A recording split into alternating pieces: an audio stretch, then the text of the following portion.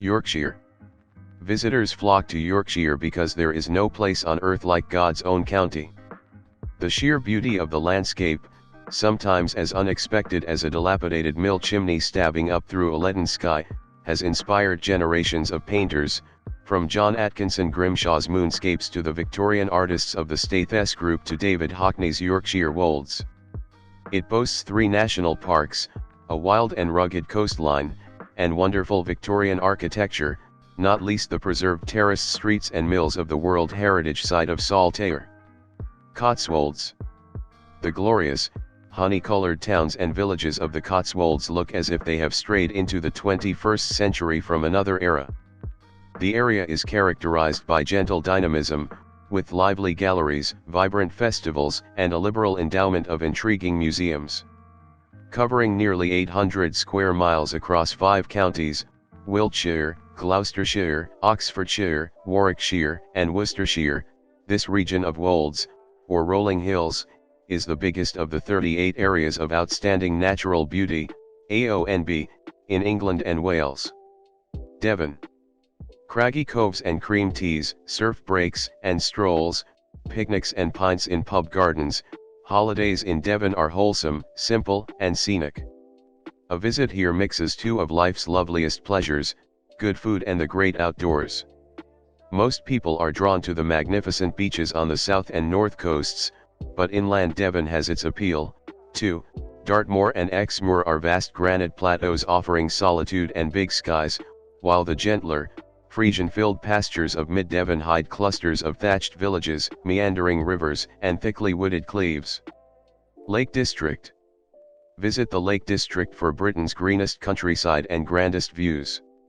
Covering a total area of just over 885 square miles, the Lake District National Park has been protected since 1951, and its picturesque patchwork of lakes, valleys, woodlands, and fells make it one of the best places in Britain to get out and experience the great outdoors, whether it's on a leisurely bike ride down country lanes or a day-long hike across the hills. And while the weather is notoriously unpredictable, showers and racing clouds only emphasize the grandeur of the magnificent views. Norfolk.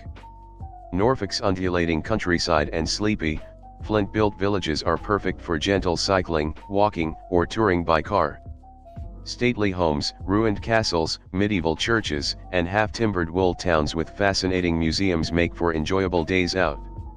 Although East Anglia gets less rain than many other holiday destinations in the UK, northerly and easterly winds over the North Sea can keep temperatures low.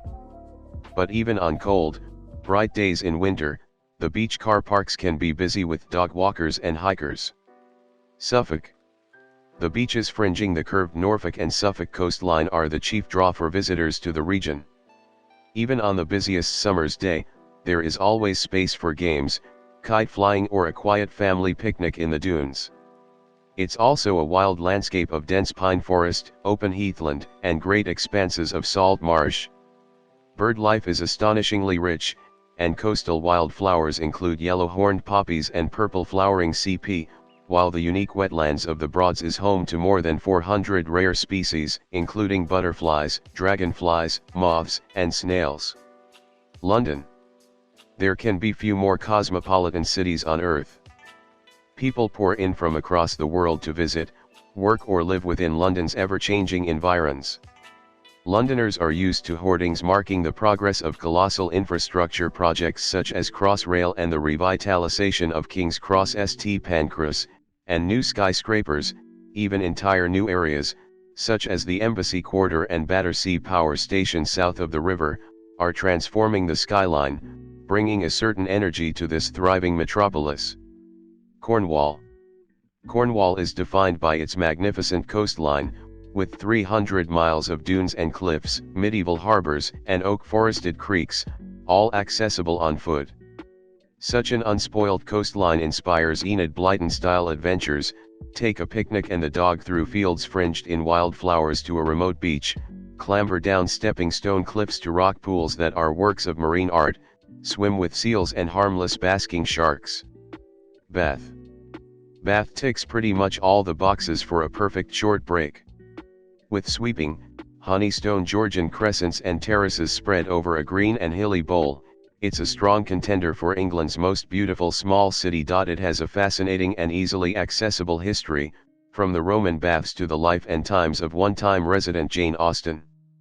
Its state-of-the-art Thermae Bath Spa complex, which opened in 2006, allows visitors the pleasing continuity of wallowing in the hot, mineral-rich spring waters in much the same way the Romans did 2,000 years ago. Brighton. You need never get bored in this lovably eccentric city. There's always something unexpected to enjoy in Brighton, be it a sea-facing yoga class, watching a skateboarding Jack Russell, or browsing through a surprisingly good beachfront hippie market. The secret is to roam freely and keep your eyes peeled.